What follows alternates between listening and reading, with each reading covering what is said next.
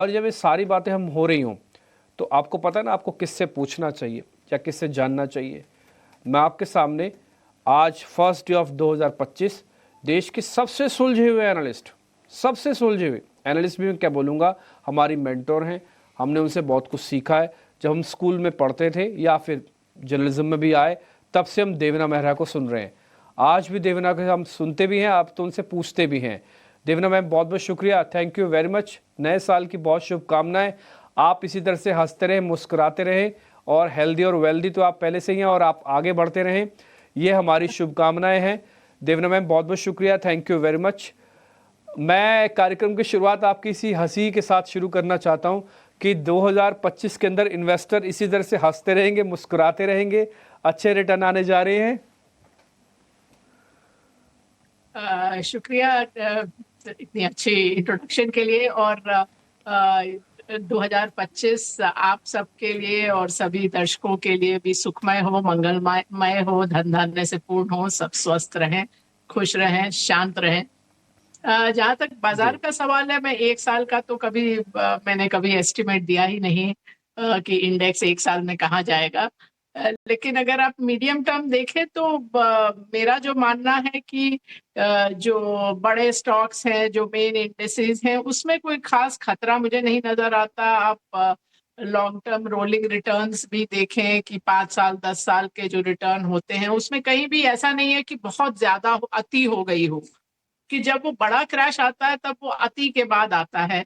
और जैसा कि मैं पहले भी आपके दर्शकों को बता चुकी हूँ कि जो 2010 से 20 का दशक था, उसमें सामान्य से बहुत कम रिटर्न आया। लगभग आप समझ लीजिए फिक्स डिपॉजिट जितना ही रिटर्न आया। तो उसके कारण ये जो आपने तेजी देखी है 2020 के जो कोविड वाले मार्च लोज से, वो कुछ हद तक तो जायज थी। लेकिन मैं एक लेकिन भी लगाऊंगी कि वो हुआ ये कि अच्छे बुरे सब तरह के स्टॉक पिछले खासकर कि साल सवा साल में चल गए।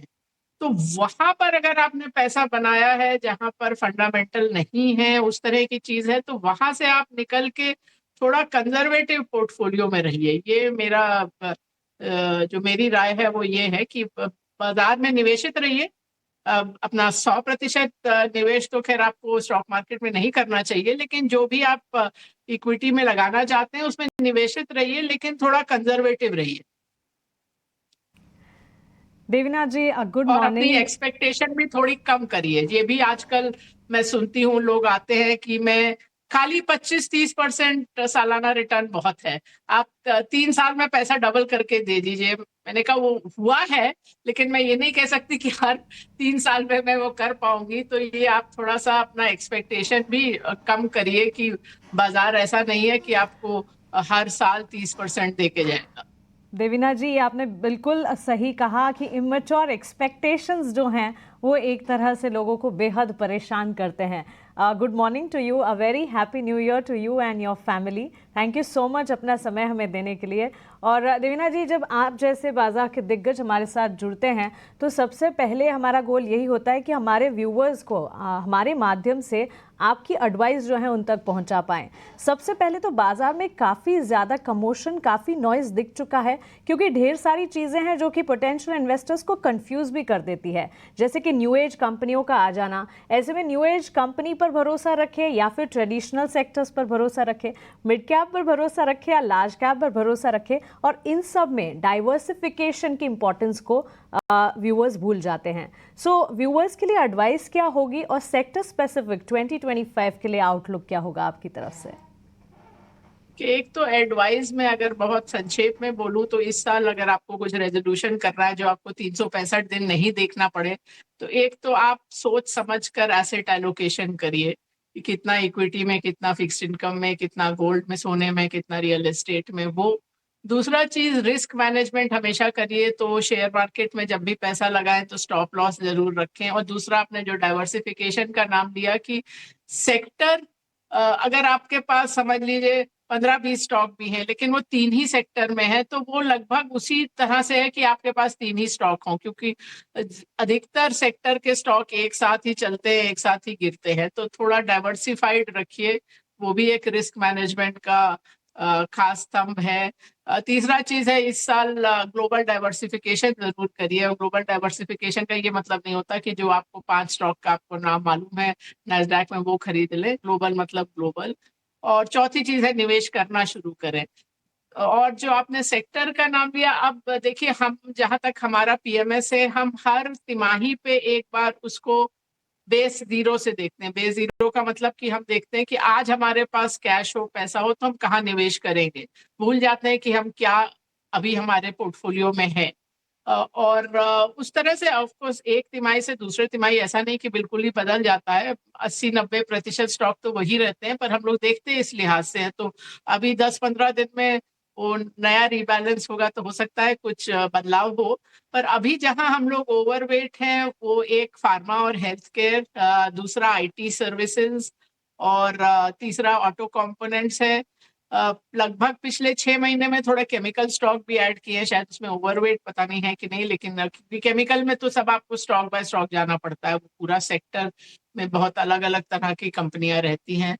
तो लगभग यहाँ पर हमारा ओवरवेट होगा। ऑफ कोर्स हम लोग का एक सेक्टर जो हम लोग काफी समय से ओवरवेट थे, कैपिटल गुड्स इंडस्ट्रियल मशीनरी। अधिकतर फंड मैनेजर और निवेशकों को समझ आया वो 2023 में। हम लोग अक्टूबर 2021 से ओवरवेट से, तो 3 साल हम लोग ओवरवेट थे। अब हम लोग थोड़ा अंडरवेट हैं उस सेक्टर में।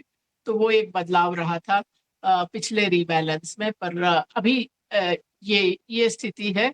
जितनी भी कंपनियों का इतिहास कम है, जैसे आपने न्यू एज कंपनीज की बात की, उसमें आप थोड़ा सोच समझ कर निवेश करें और बहुत अधिक अपना पैसा उसी में ना लगाएं। मतलब कुछ कुछ निवेश करना तो ठीक है, लेकिन ऐसा नहीं होना चाहिए कि आपका 70-80% उसी तरह की कंपनी में है, या आईपीओ इन्वेस्टिंग भी उस तरह की चीज है। थोड़ा संभल के। ठीक है।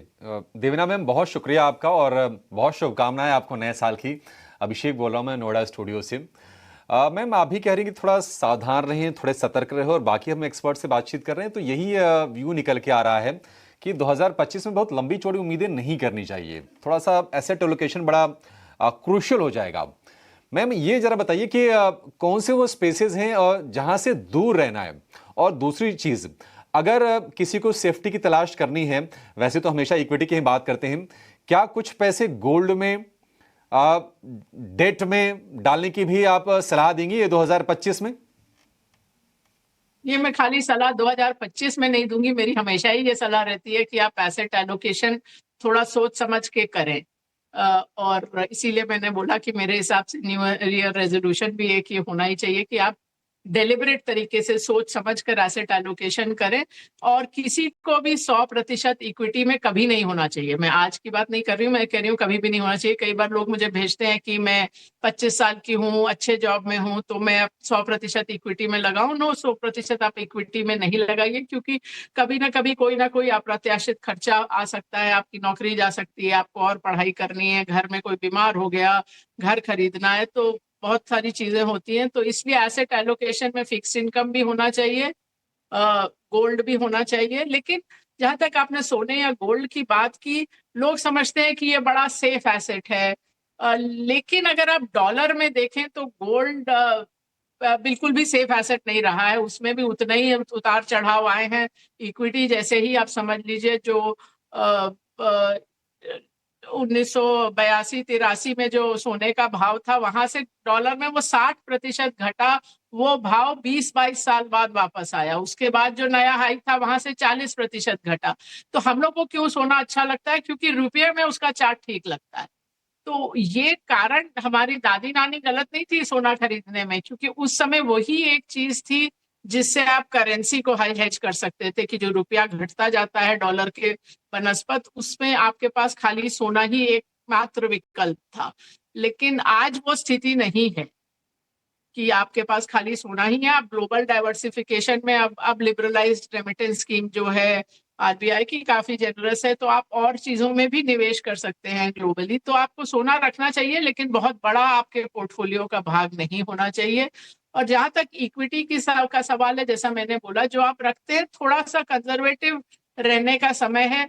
खासकर पिछले साल तो ऐसा रहा ना कि जो आप बोलिए छोटी मोटे स्टॉक, और उसमें ये नहीं मैं कह रही हूँ कि हर स्मॉल कैप खराब होता है, बट उसमें अच्छे बुरे हर तरह की चीजें चल गई। और जो कंजर्वेटिव वाला पोर्टफोलियो उतना अच्छा नहीं किया जितना बहुत एग्रेसिव पोर्टफोलियो ने किया। तो वहां आप थोड़ा संभल के रहिए। और मैं ये भी बोलती हूँ कि एक आसान चीज समझने के लिए कि कहाँ कहाँ कुछ ज्यादा हो गया, वो आप देखिए कि कहाँ कहाँ थीमेटिक फंड्स आते हैं। जैसे इस साल के शुरू में कई सारे शुरू से लेके बीच तक डिफेंस फंड कई आए, और देखिए वो कितना अंडर परफॉर्म किए। तो अधिकतर थीमेटिक फंड जहां आते हैं वो उस थीम का अंत के करीब होता है, उसका शुरुआत नहीं होती है। तो ये अच्छा थंब रूल है समझने के लिए कि कहाँ अति हो रही है।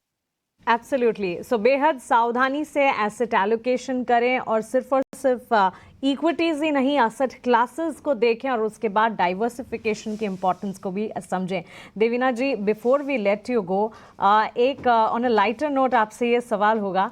आपके बैकड्रॉप में एक सुंदर सी तस्वीर नज़र आ रही है। सो अपार्ट फ्रॉम मार्केट, कौन सी चीज़ें, कौन से पैशन है, आर्ट एंड क्राफ्ट को कितना इंपॉर्टेंस आप देती हैं, और किस तरह से अपार्ट फ्रॉम मार्केट आप एक्टिविटीज़ और पैशंस लीड करती हैं? मेरा सबसे बड़ा पैशन तो खैर रीडिंग है, पढ़ना है। तो इस साल भी मतलब पिछले साल 24 में मैंने 50 से ज्यादा किताबें पढ़ी। एक किताब लिखी भी है जो अब इस महीने रिलीज होगी, इन्वेस्टिंग के, जो मैंने इतने 30 साल में जो कुछ सीखा है वो उसका सार है वो किताब। तो जनवरी के अंत तक आ जाएगी।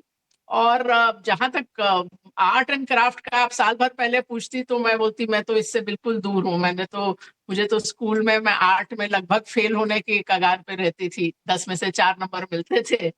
लेकिन इस साल मेरे डॉक्टर ने मुझे कहा कि आप पेंटिंग शुरू करिए, और अचानक से मैं उस रास्ते भी निकल गई। तो ये मैं बोलती कुछ भी हो सकता है। मुझे आप साल भर पहले बोलते कि आप पेंटिंग करोगे, मैंने कहा ये तो बिल्कुल लास्ट चीज है जो मैं करूंगी, लेकिन कर रही हूँ। Absolutely, so nice to hear that. Thank you so much Devina ji, अपना समय देने के लिए, हमारे साथ जुड़ने के लिए, हमारे व्यूअर्स को बाजार से जुड़ी, निवेश से जुड़ी आपकी कीमती सलाह देने के लिए। Thanks a lot once again. Happy new year to you. Happy new year, शुक्रिया। और चलिए